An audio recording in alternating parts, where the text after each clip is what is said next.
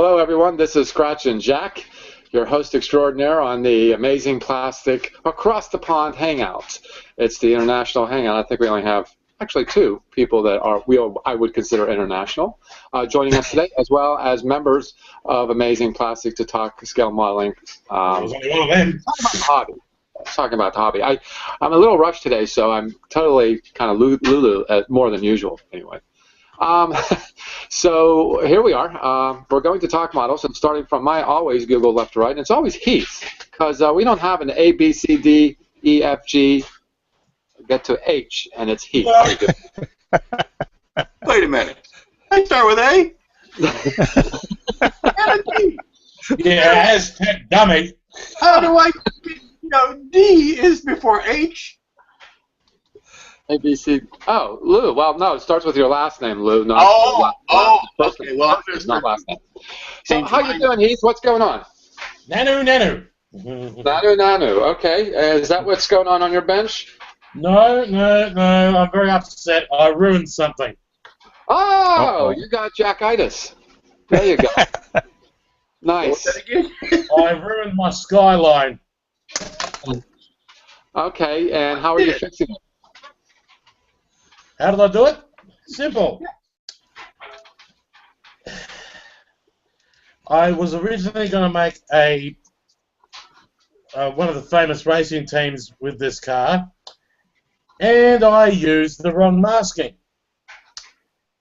So, oh yeah, the white was still, as you can see, the white was still there. But when I took the masking off, it took off the whole damn white thing. The whole damn white I painted off. Uh-huh.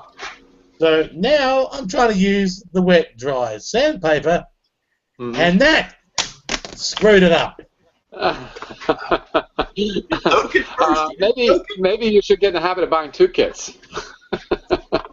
Well, let me put it this way. Come Tuesday when I get some money in the bank, I'm watching a same model kit as this one, and hopefully if it's still there, it's mine. So this, go fuck itself.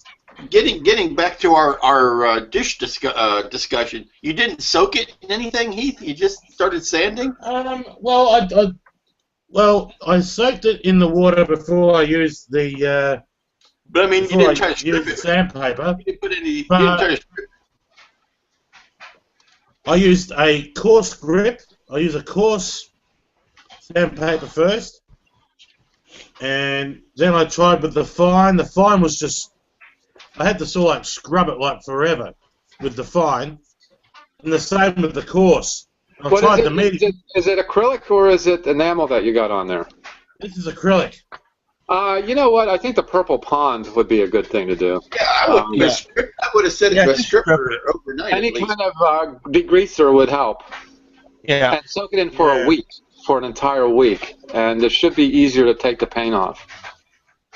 Yeah, well, it's screwed because what's happened is when I was using the sandpaper, I've broken the grill. Yeah. You can still salvage it. Make it a wrecker. Make it like a junkyard wrecker. You know what? My wife Beck said the same thing. Mad Max. Right. My wife said exactly the same thing. But you know what I'm thinking about doing with this? Goodbye. Next. But I have another model kit that I'm. Oh no! You can make a junker. You can make a Mad Max. You can do a lot of things. I think you should talk. You should talk to Christina. Okay, hi. That's good. This one next. This is a 1993-1994 criteria era of IndyCar. Before we came out with the D12 IndyCar, and I'll tell you what, it's a pretty good kit. It's a fair decent kit for the price I paid for it. Only $25. There's some of the decals, not a bit of yellow on that. Well, let's put it this way. I'll just do a brief. I've done a test fit and everything like that. The only trouble is, these are rain tires.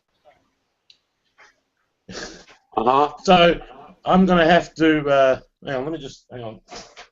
Let me just put my hand behind that, and you can see the rain tires there. It's a pretty easy kit. It's a fairly, they say it's a skill too, but it's a fairly easy kit. Let's put it this way. Not a scrap of flash on it. Not a scrap of flash. It's a fairly decent kit. Where is my? So that's what it's going to look like. Where's the side pod? So basically, it's still a why me? As Phil Silvers says in Macau's Navy, why is it always me? So is that it? Hang on, wait a minute. Trying to get people in. Okay, Bob, I thought you were assassinated just so that Heath can talk first on the Hangout, but that wasn't true. That was a vicious rumor. So how you doing here, Bob? Good morning. Good Morning, evening. Bob. Sorry, I didn't mean to steal your thunder. All right. And Bob has quite a thunder to give. How you doing, Bob? Pretty good. You're a little early, so what do you got going on? I just finished the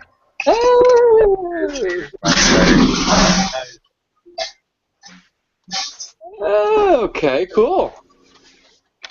Nice. and I'm going to start working on the diorama backdrop on it. And that's pretty much going to fill out my end of the year build. Oh yeah, it is coming to the end of the year. I just totally forgot. I don't know what I'm going to do for it, but I'm just cranking out models as best as I can. We're going to talk about the 48-hour hangout a little later. And yeah, okay, Bob, what's next? Besides the diorama. That's it for the rest of the year. Oh, nice. Taking a time off from it? Well, with work, I don't have much time to do much more. Then once the new year starts, then I can jump back in. Yeah, you got a lot of hours because you're in retail. Yeah. I remember those days. I wish I could forget. Next up, we have James. How you doing, James? Good morning there, Jack. Yeah, I haven't done a lot this week, but I think unless somebody watched the 48-hour hangout or watched my some of my pictures, I've got the covers, engine covers done on the wings. And I've started doing some work and prep work for the canopy, which hopefully I'll get really serious with that this week. So that's pretty much all I've got going on right now.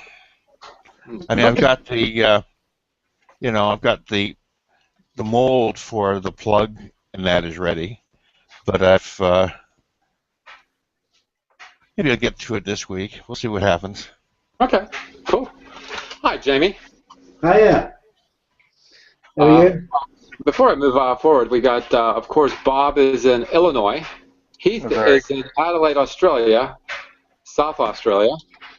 And James from Toronto, Canada, or anywhere near Toronto. Am I right? Missouri. Yeah, in Oshawa. Yeah, just 30 kilometers of Toronto. Yeah. And Jamie, where are you calling from? Cheshire in the UK. Okay, cool. What do you got going on in your hangout? What do you got going on your bench? Just working on the at the moment because I'm just working on the. Oh, I had to cover this because it's chromed. So what I've done, I've covered it to protect it. And what is that? It's the war machine. The world's war machine. Yeah, I'm just about to put the lights in, so I don't need to light block this because the chrome is light blocked. Oh, is that the copper chrome version? Yeah, but I've had to cover it because it's easily scratched. Right. But what I did, I cut out some of the wrapping it came with and just stuck it on. Very And then I nice. can work on it. And then when it's ready to go together, I can just peel this off, and then all this chrome is protected. How are the seams on that? Say again. How are the seams on that? Do you have? I mean, if you sand the seams, doesn't that take the chrome off? It's a good fit. Is it? Okay. Very, very good. There's not much to fill in it at all. I was concerned about that, whether or not you'd be able to match it with any sort of paint to cover up the seams. Not got to that part, but it comes together when you get it. Oh, okay. That's right. It's the pre-build. It's the pre-build. No, it's all it is painted chrome, but when it comes as one piece like this. Oh, okay. So you have to separate it. It's a really, really tight fit. You can hardly see the seam on this. If I was to say anything, you know, it's virtually one of these. I'd put it down to an easy kit. There's not much parts to it. Right. You could easily just clip it all together. Yeah. No, I was thinking of the one they make as a pre-build. I thought maybe one of those parts. This one looks like this. Oh, that's sweet. Oh wow! Look, you can even see. Oh, there I am, picking my ears on a war machine. Hello, Jack. Why I've covered it, but it's not just this piece.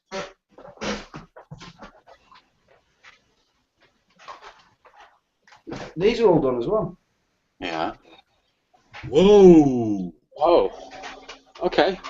Boy, I seen this model kit assembled, and I just thought everybody did a terrific job painting it. Sweet. Okay. Nice. I'm using telecontrol board to light it, and I've got a specially made base for it, similar to one that Boyd had. Mm-hmm. I have a I don't know if any of you lads can help me. I have a bit of a plea to go out to anybody. I was working on the top side of the saucer on the 1350, and I've had a bit of an accident. I won't go into detail. It's just that I can't salvage the saucer. Mm-hmm. And so I was wondering if anybody has got a spare top half saucer. And, get another kit. Well, you know, it did blow up in Star Trek 2 or 3. Yeah, that's what it looks like at the moment. It looks like somebody's blown it up. Do a Genesis Planet version. That would be actually quite a good build. Yeah, but yeah, it's kind of got a bit messy, and I need to do the top Is this sauce. your refit model, Jamie? Yeah, the 1350. Oh boy. Oh dear. Yeah. He feels better about his little Okay, car. I'm working on everything else. Everything else is fine. It's just that something's gone wrong with the top saucer, and I tried to fix it with all the lighting in, and it just got messier and messier and messier. Mm-hmm. I'm not used to lighting, honestly. I'm fighting my way through it, but I've come to the conclusion I need a new top saucer because it's just not worked. Just as an observation of 50s science fiction, that war machine is copper, and now we find out the majority of Mars is iron, not even copper. Just an observation. Next up, we have Lou. How you doing, Lou, from Aztec Dummy? Doing real good, Jack. How you doing today? I'm doing very well, thanks. I got a good sleep last night. Did you? Not so bad. Not so bad. It's cold and dreary here, so it's not good weather to be spraying or painting of any sort. So today I'm going to be cleaning and reorganizing and getting some semblance of order to the table, and then I'll get back on the Pegasus. Yeah, I agree with you. Mine I'm looking on the floor, and as I drop things, I can't find them among the other stuff that I don't want. That's it, because, you know, if your floor's clean, you could still drop stuff and find it. But once your floor gets messy, you abandon all. Yeah, it's possible, and yes, it's you're in North Carolina. I'm in Western Pennsylvania, and it is cold and dreary for the past 5 days, and that's very typical for us. I don't know if it is typical for you. It's a little, well, it's about time. We've been having a long, warm. We never really had a cold snap here yet, so it's about time for it. You know, sometimes I've taken to actually working on the floor, because I find that if I drop things while I'm on the floor, it doesn't have as far to go. and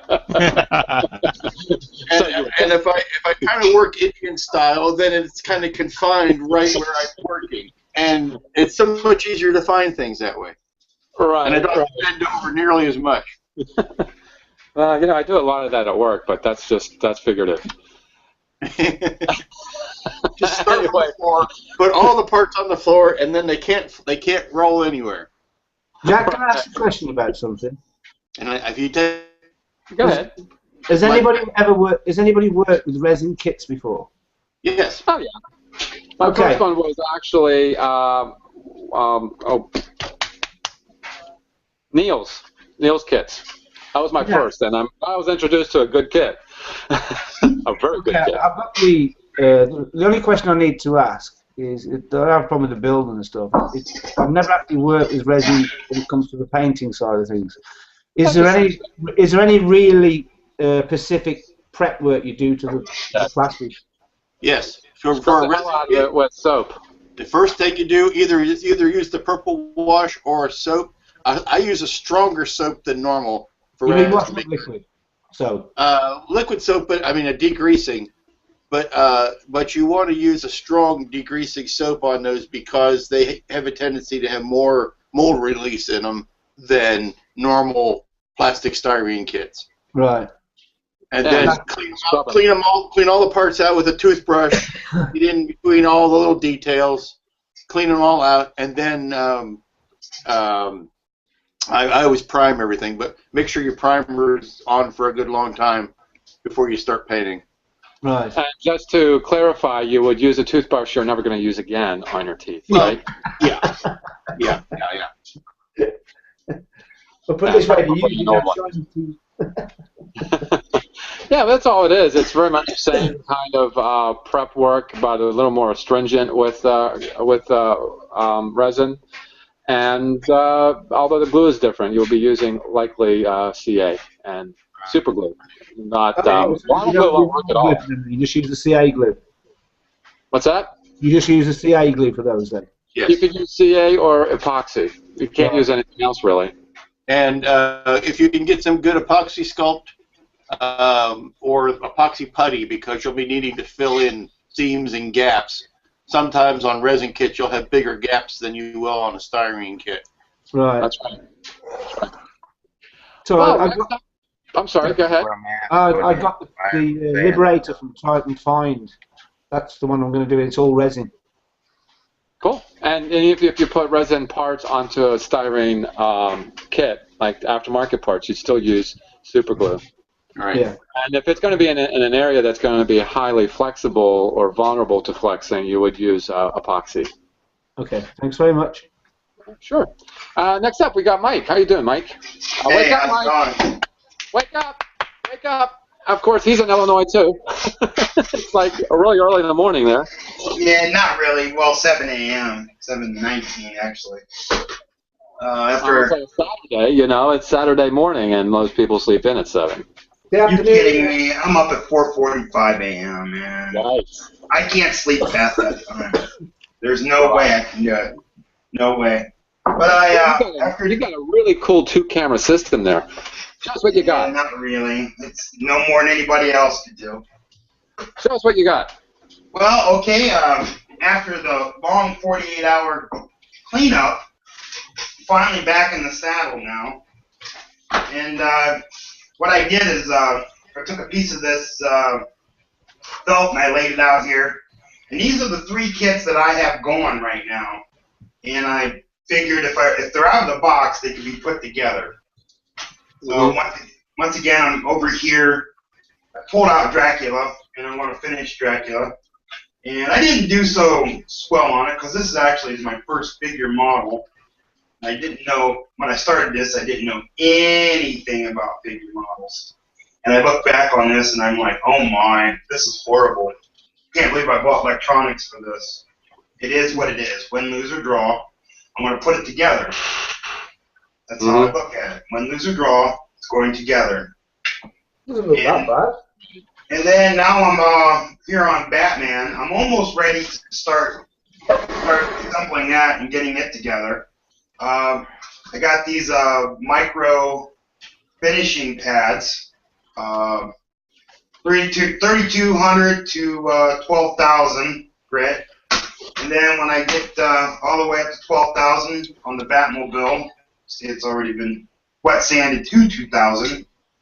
I'm going to use this product called Novus 1, 2, and 3. Heavy scratches, light scratches, and just anti-static polish. And then I'm going to, from what I understand, everybody I've talked to and every video I've seen so far, when you get up to 1, actually they said once you get up to 2, you should be wearing rubber gloves. Right. And then when you get up to 1, I guess you really got to be wearing rubber gloves. And what I'm going to do is when I get this, I'm going to walk right over behind me and shoot it with clear immediately, what I understand, because I mean it's a dust magnet and a fingerprint magnet. Could I interrupt you? Yeah, sure, go ahead. Wake up, Heath! Come on, wake up! Wake up, Heath! There you go. Over there? Still. Awesome. Awesome. I know it's late at night in Australia. You know, we won't mind if you would come back tomorrow morning. Wakey, wakey. Yeah, we're talking to you. Is he sleeping again? No, he almost fell asleep. Yep, he almost fell asleep. Oh, Go on then. Oh, I'm still listening. Okay, all right. I just want to make sure that. Many times. So is that it, Mike? Well, then I've opened up. Well, I had opened B9 Polar Lights B9, the medium-sized B9 that's out there. And 4 years ago, before I moved into this shop, I kind of threw everything to the side, and I had a little bit of all-clad, and I just sprayed it on anything. Well, I sprayed B9, and it kind of got on thick once again. And has anybody ever known anything to like back off a little bit of primer? Back off?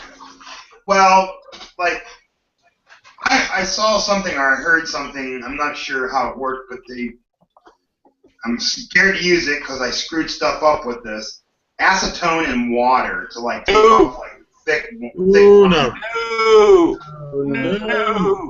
Acetone will take your plastic down to goo. Yeah. It'll melt that thing right down. Depending on what you if you do acetone in your sprues, you can use filler. You can get filler with acetone in your styrene sprues. Yeah. And you do not use. And I learned the hard way. You don't use acetone on styrene to strip anything. Always anything. I don't know if acetone is an alkyd or an acid. I think it's. If Jay was here, he'd be able to tell us. I would use a strong alkyd like a degreaser. Definitely. Again, going back to that. Go ahead, Lou. Yeah, I've already soaked all this stuff in Purple Power, so that's my new cleaner anymore. I swore to it. I would think the only sort of kit you would use acetone on possibly is resin, and even then it'd be cautious. But that's what I got going, and I'm hopefully as soon as I get 100 pack of number 11s, I'm going to start all bare metal foiling tiny Batmobile, and that should be completed soon. That's what's going on. Okay, excellent. Jack, I'm sorry for interrupting. I've just had a phone call from my other half. She's a bit stranded with her car, so I'm going to have to go, and hopefully I'll get back on. Okay. All right. Be well. See you later, lads. See you, Jamie. Bye now. Well, what I have going on is, I was working on the X-Wing, the MPC X-Wing, and I was Well, I'm not going to get this done because I miswired it and the engines don't light anymore. I ain't taking this apart. Forget that noise. So what do? I go out to eBay and I buy another one. But this package is so nice and neat and shrink wrapped. It's a shame to open it. But, open it. This was over last weekend. This was a Thanksgiving holiday in the States, and I had 4 days to model. So as soon as I ruined that on Friday, when the hangout started, 48-hour hangout started, I got my snow speeder and put it together and built it. Oh, Lord, you're a machine, Jack. And then I went to the fine molds selections, and I got my Millennium Falcon as the new. That's looking good. He's not human. Right, I need to do some more painting on this. It's a little too bright. I need to dull it down, of course, put some black weathering on it. Right. But you know what you can do, Jack? It is done. You could remove that dish and put the new one on, and you'll have the Falcon from the Force Awakens trailer. It is what it is. I wanted to light this, but I'm going to be lighting the 72 scale. This is the 144 scale. And the reason I got a Star Wars kit going is, unbeknownst to me, I'm not that much of a Star Wars fan, although I like the movies.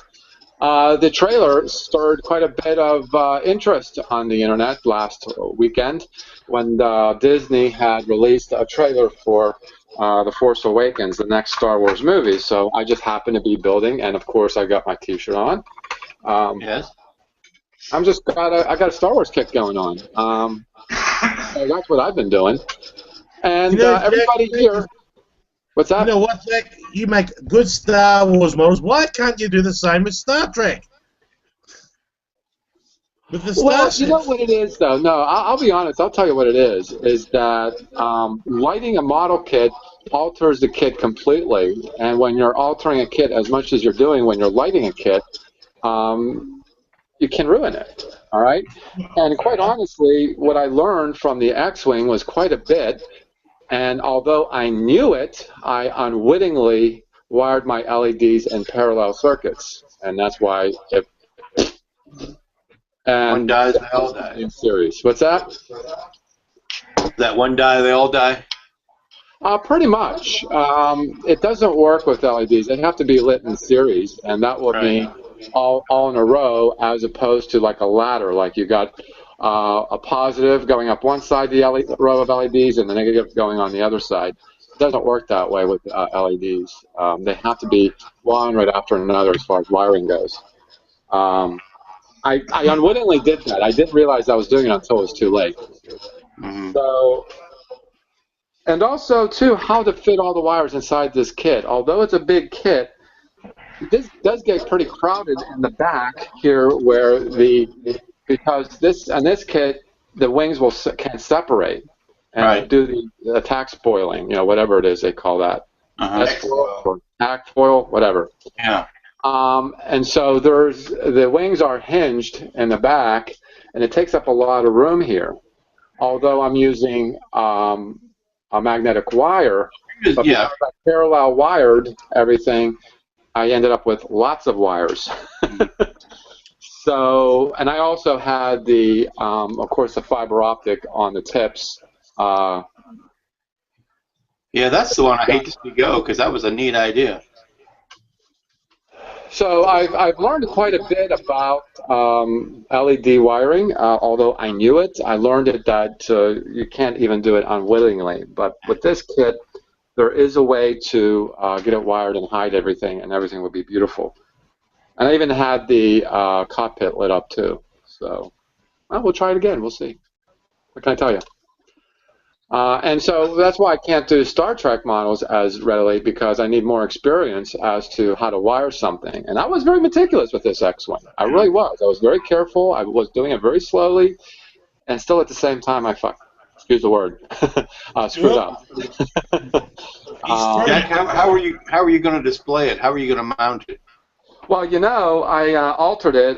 There were two slots on the underside here for the kit. and I just puttied them in, and what I ended up doing was putting a post in like I do with everything. So you were going to go post through the bottom. Well, yeah, there's a post inside, and then, of course, the stand will go insert right in there. Right. Well, you know what I mean? And I already have it ready to go for the next model. And it just goes in, and it'll just be like this. Yeah. Yeah, so... well, it looks good. Well, yeah, it looks good, but it doesn't work. Oh, well. Always send it to me, Ike. But, you know, I don't know who it was. I think it may have been you, Lou, or no, it was Armando, who said sometimes when you're lighting a kit, you want to light a kit, buy 2 of those kits because you learn the first time, and then you'll be able to do it the second time. And that's why I don't do Star Trek that well. To answer your question, Heath. Fair enough, that's the last answer. I've been lucky in the past. I've gotten everything lit. I do have them behind me. I just don't have them lit now. But I just can't get the Enterprise done. I don't know what it is. Maybe it's a curse. Maybe it's a curse.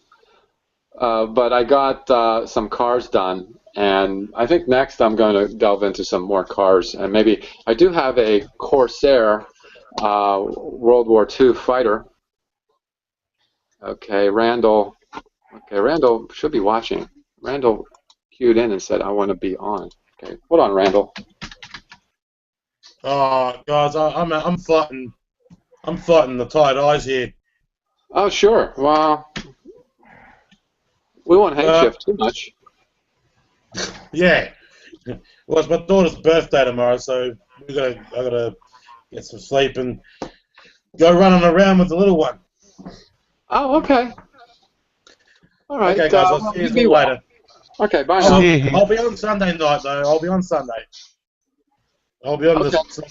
So. All right, just be well and get a lot of good rest. Okay, see you later, guys. All right, bye. All right, so if you're watching, you wanna hang out with us, give me a message, a private message, and I'll get you in too. Sorry, Randall, for taking so long if you're watching. Anyway, everybody here so far that's been on Hangout, Heath, Jamie, and the rest of us, and even Randall stopped by the 48-hour Hangout last weekend. How you doing, Randall? Afternoon, Jack. How are you? Oh, your sound works. I'm doing very well, thank you. Your sound is working. So what's working on your workbench there? At the minute, still playing away with the Royal Navy Phantom. Nice. Oh gosh, you're so talented. I've just been putting in the FOD guards for the intakes. Given the number, is that a spy plane? Yeah. It's the particular squadron that was serving on HMS Ark Royal. They numbered all their planes 001 through to 014. This one just happened to be 007. Was there a big fight for 007? There could have been, yeah. That's looking really good. Having a bit of fun with these intake guards. They're made from plastic, painted red, and then I was using this stuff here. Oh, nice. For the sort of the white cushion material or whatever it is that they use to fit these things. That was fun. You get so far with it, and then your hand shakes, and then the next thing it's just white right across the whole thing. You have to get a brush to clean it up with, and oh yeah. Much fun as trying to put the undercarriage together. The undercarriage? Yeah. Oh, nice. Yeah. I was trying to put the wheel on its axle, and it's a like a white metal undercarriage that came with the kit, and I managed to break the axle. So I I had to replace that with a bit of brass rod, and that was fun as well. Trying to manage to break everything with that. It's a good day for everybody. Everybody's having a great day so far.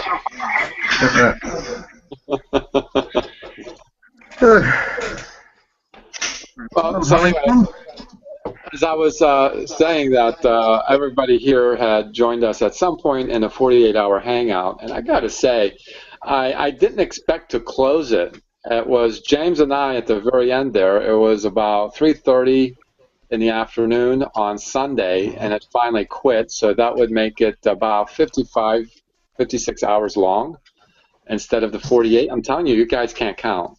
I swear. I actually expected to get into the 60s again, because last year, the first time we did it did get into like 64 hours. Don't forget, Jack, that there's also like different time zones around the world, so you add that on to it. So 48 hours could stretch a bit. Well, that's true.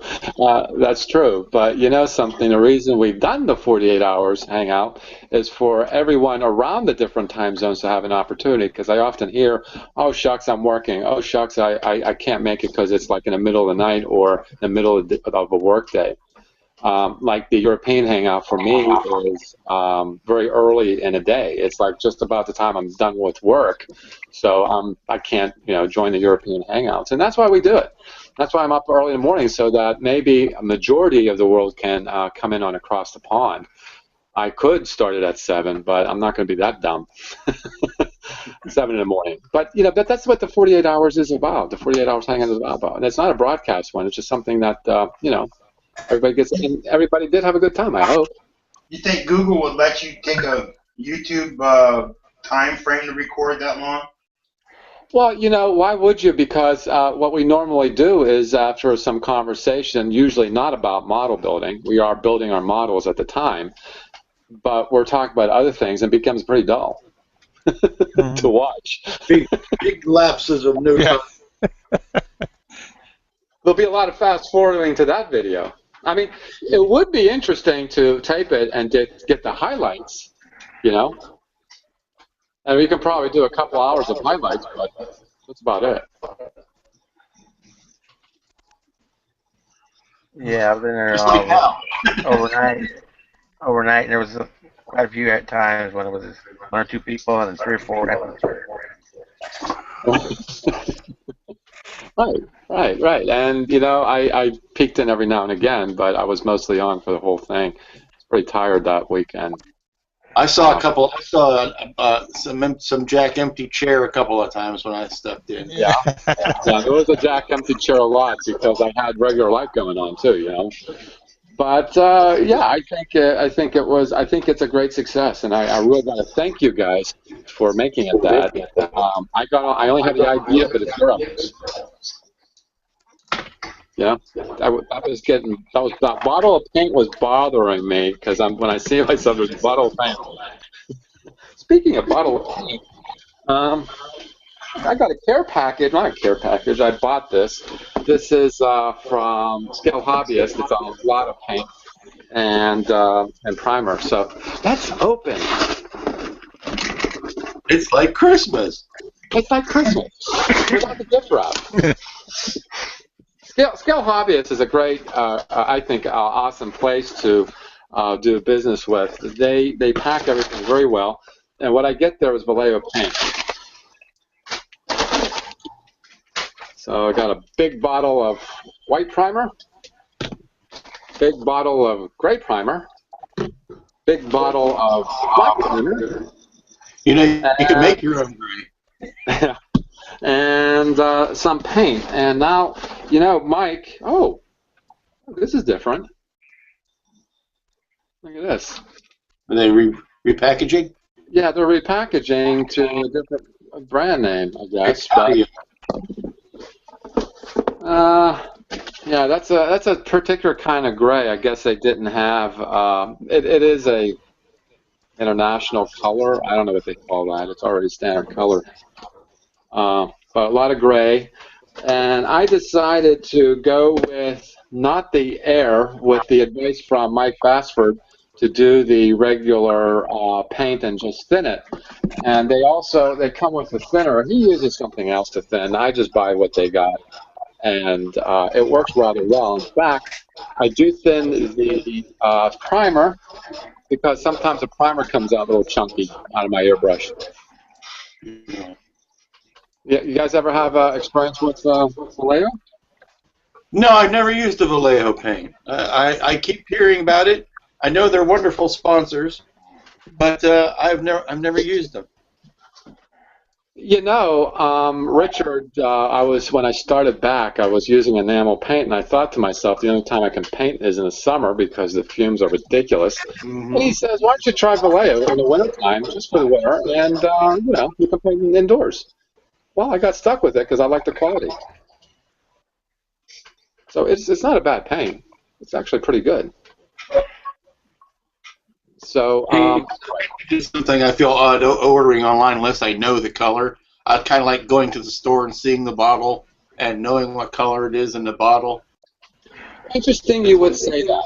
Interesting you would say that, because let me enlighten, maybe you know this. On the bottle, there is a code. Okay, if it would just focus. Oh, it's even blurrier. It starts with FS. Let's see if I can. Wow. Oh, it's right here. Oh, there it is. FS. Blah blah blah blah blah. 37925. If you would look up the color swatches, even on the internet, look that code up. You will find it, because, quite frankly, I think Scale Modeler doesn't have good color swatches myself. But if you can go and get even something that's on print, something on paper, these are standard colors. So if a manufacturer, another manufacturer like Testers, it'd be the same color as this acrylic. Right. Okay. Something you can do to keep track of your colors, because a lot of times the paint looks like one thing in the bottle, and when it dries to a completely different shade, is you can get like file cards, just paint a swatch for each bottle on the file card, then store it, and then you got an exact paint that you can use, the color swatch to use for matching up with to the particular bottle. Then you've got that on record. That's right. That's pretty much, that's a good idea, because there are certain colors that I like, and I'm like, well, what would this be good for? I think you can even do the color swatch on a piece of flat styrene if you want to be snickety about how it fits on styrene. I would even go so far as to prime that styrene and then paint on it, so you know what it's going to look like over top of the primer. Yeah. Right. That's a good idea, actually. Not a bad idea. And I've also found difference between the air and the model paint. Yeah, the model paint is, the brush on is just thicker, and the air is, of course, thinner. And if you want to put this through the airbrush, you just thin it, obviously. But like I get the like a gunmetal of sort, and I've been putting all kinds of thinner in it. I can't get it thin enough. It's always really thick. Has anybody had that trouble with like metallic paints? Yeah, they'll go thick on you. That's why you get the testers and metalizer for airbrush only already mixed, and it comes thin enough to just put in the airbrush, because, and I've tried hand brushing that on. It will not hand brush on worth a darn, but it's thinned down substantially for an airbrush. Right. But yeah, well, any of the regular metals, if you tried mixing those for an airbrush, they come up faster than anything. They just get too thick. Right. But Vallejo even has a metalizer, so you can get any one of their paints and metalize it. You don't even necessarily have to buy the metal paint. That's a nice idea. What's that? That what you just said about that metalizer, like a stock metalizer. Yeah, you can make any color you want to be metallized. Yeah, you don't have to well, you know, the aluminum and the silver, that's pretty much standard, but I think the gunmetal is the one that I get problems with being so thick. The aluminum and the silver I don't have a problem with, but it's just that gunmetal. What is it about it? That's what I'm curious about. There's so much pigment in it. Right, and you know, here, now I'm going to show you something. In fact, I brought it down. I was very particular about a purple color that I wanted for a hemicuda, a barracuda that I built last year, and of course there's some dust on it. And the purple I happen to have right here, it is called a royal purple, and this will give you an idea what it kind of looks like. Uh-huh. And I put Vallejo metallizer in it, and this is what happens. Nice. See, there's a kind of a, it's not a metal flake, but it certainly is a different shade than a flat. Could you buff that? I bought the purple and the metallizer and put the two together. No, can you buff it, is what he was saying. Oh, can I buff it? Oh, it is buffed. It's a little dusty right now, but I do buff it. And it's not I'm wondering if that wouldn't be a good solution for those people trying to do the iridescence on the Enterprise. You can get a metallizer that has the colors, like the blue, the red, the gold. That would be basically in a clear varnish. Uh-huh. In Vallejo, it's the matte finish right here. It's just a clear. It kind of looks like runny snot, actually. But you can probably put the metallizer in it as long as the metallizer has those colors, like gold, red, blue, green, whatever it might be. Uh-huh. So I would say yes, I think you could. And you can buy those metallizers, and even Testers has come out with an Aztec color, both opaque and translucent and clear. So, you know, Testers have already responded to sci-fi modelers, you know. Uh-huh. But I'm sure you can probably make it yourself. But yeah, it's pretty cool. You can actually see the metal flakes inside it. It's a little finer than perhaps it would be if it were an enamel paint. Yeah, but it's the right scale of metal flake for your car. Well, that's true.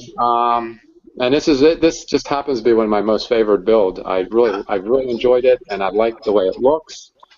Well, yeah, you should be proud of it. It turned out great. Yeah, it did. Thank you. I am proud of it. It is something that turned out. Sometimes some things do turn out for me. Well, even a blind squirrel catches a nut every once in a while. Well, that's very true. That's very true. And a broken clock's right twice a day. Yeah, it's funny you said. My partner says every time I look at the clock, it's 7:41. It only happens twice a day. Is mine just looking at the clock twice a day at the same time? Exactly. The 747 is still in black primer. You know, I haven't done this yet, but put metallizer and primer. That would be pretty cool because, you know, my Millennium Falcon is a gray primer, actually a white primer with gray in it. We know. I was thinking what would be nice to do to that, Jack, would be just to take it as it is and dip it in a pool of really diluted black acrylic, just really, really diluted, and then pull it back out, and it's like instant weathering. And you just keep dipping it like an Easter egg until it has enough. You know, I thought of that, of painting my models, just make it, I don't know, fill up with paint, I would think, because I couldn't make it that proof. But I actually thought of perhaps taking the parts and dipping it into the primer and just let it drip dry. Yeah. It'll be fine. I mean, if it's thin enough, it'll be fine. You dip it like you would dip candles, I would think. You know, when I built one of those old Falcons back in the 70s when they first came out, and pretty much it was the color of the plastic. I didn't paint it at all, but it was the color of the plastic. And then I took some black acrylic tube paint from my art bin and diluted it really way down. And I just slapped the whole, like a 2-inch brush, slapped the whole Falcon with it, and then took a T-shirt and wiped it back off and left the black in the recesses. It looked pretty damn good. Right. I gotta say, for an art project, it looked pretty darn good when I was done with it. I've done that many times. Yeah, just put. You can get. Vallejo also has washes, different colors and different intensities. And yeah, I was just throwing it on there, halfway dry, just wipe it off. Just wipe it off. It's like a stain. Yep. Yeah, you can even wipe it on with a cotton ball or something if you want to do it that way. Now, with their wash, have you ever tried a technique called a pin wash? I don't know what a pin wash is. Is where you're supposed to put clear on. It's like what I did to the X-Wing, and it's a capillary action through all the panel lines, and you just touch the corner of all panel lines with a very fine brush, and it just capillaries around the panel lines. Oh. I did that with the Viper I just finished up, and some Calmart transparent smoke. And yeah, you just lightly touch in one of the in a panel line, and it'll run down the rest of the panel, and you do a light wipe of it off. Yeah, make sure you point whatever you're doing in the downward position. Oh yeah, let it drip. Yeah, let it run. It's called a pin wash. I haven't thought of it being that way, but that would certainly work. If you're using enamel, what they do is take a Q-tip with thinner, like enamel thinner, and just wipe it the excess off, and then. Yeah. No. You do it over a gloss finish, so it flows. Yeah.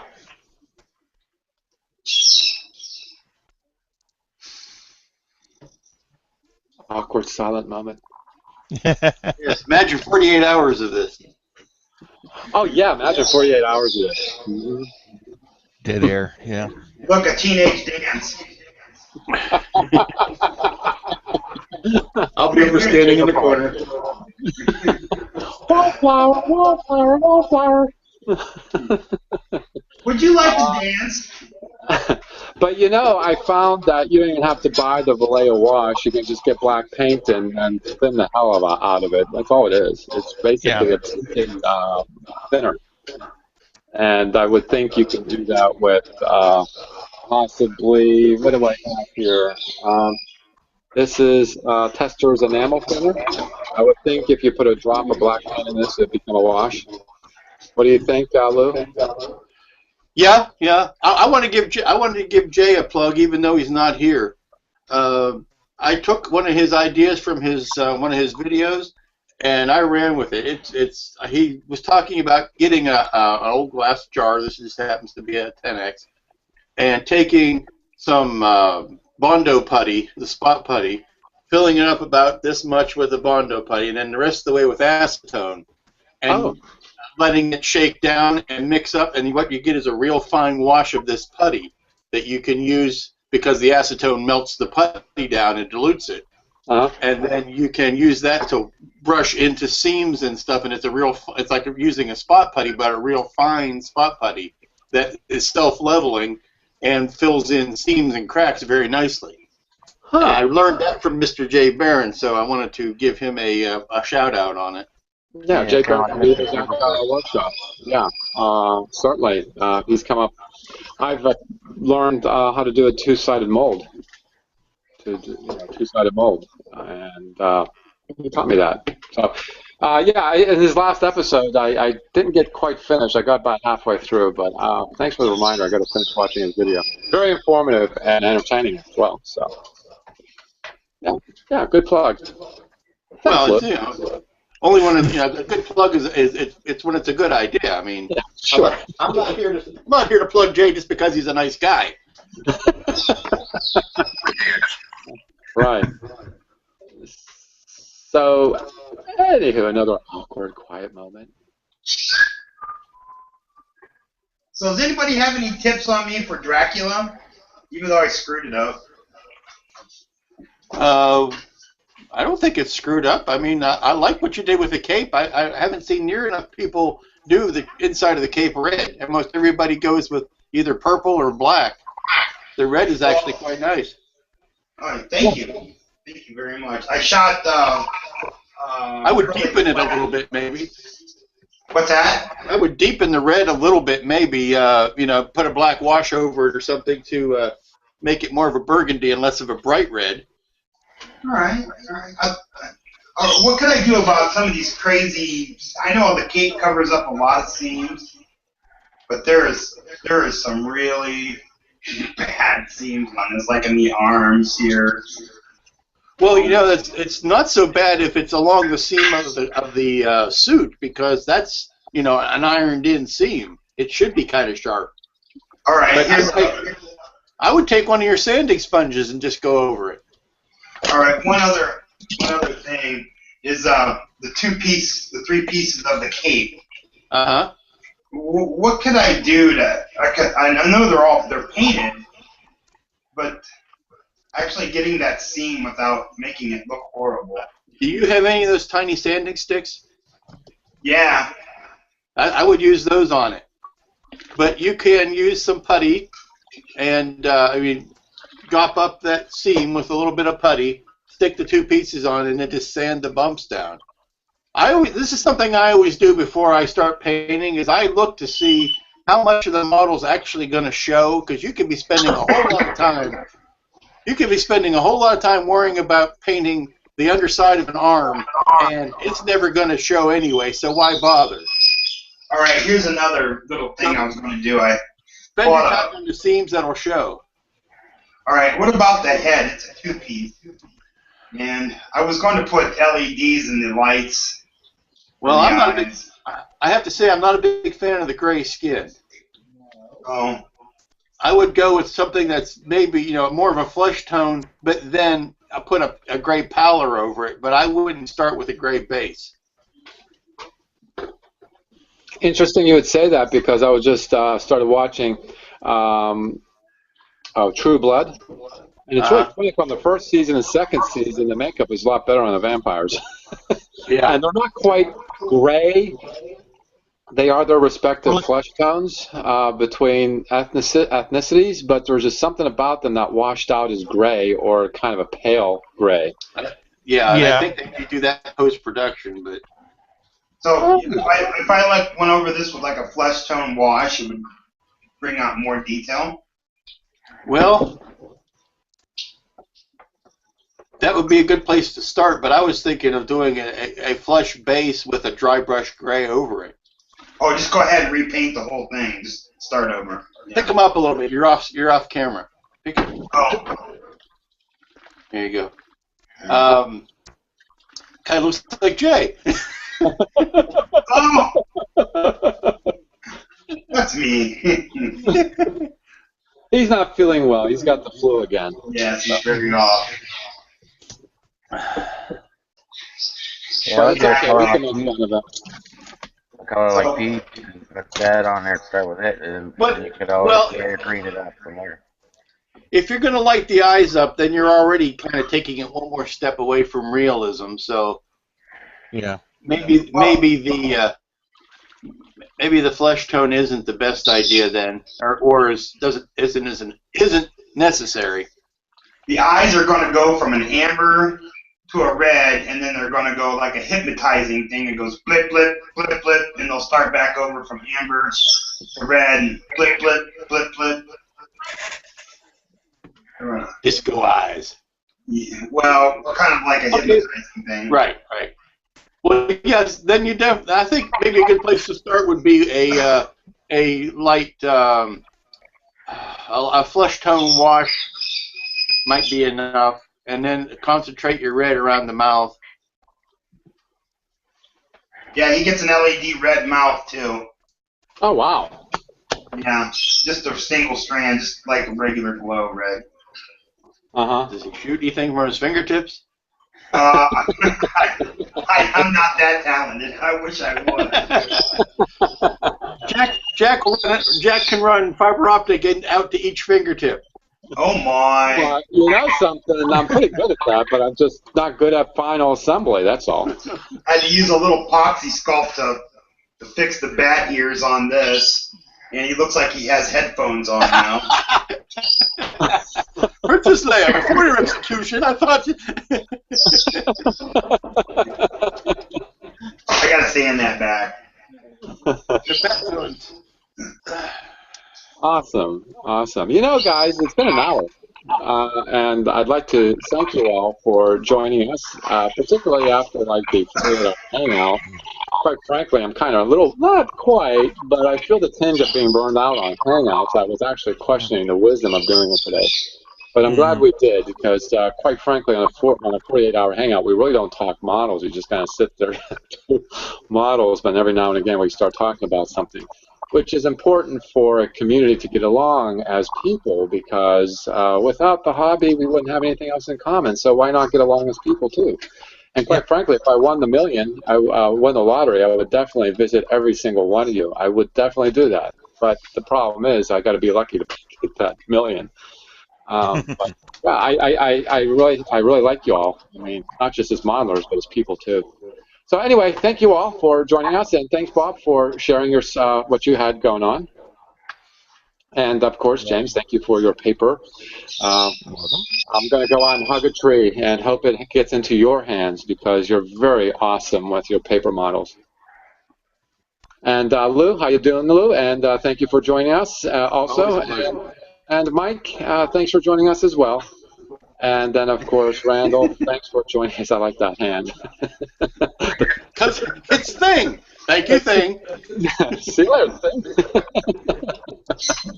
Okay, and thanks, Heath, for joining us as well as Jamie. And thanks for watching. And happy modeling, everyone.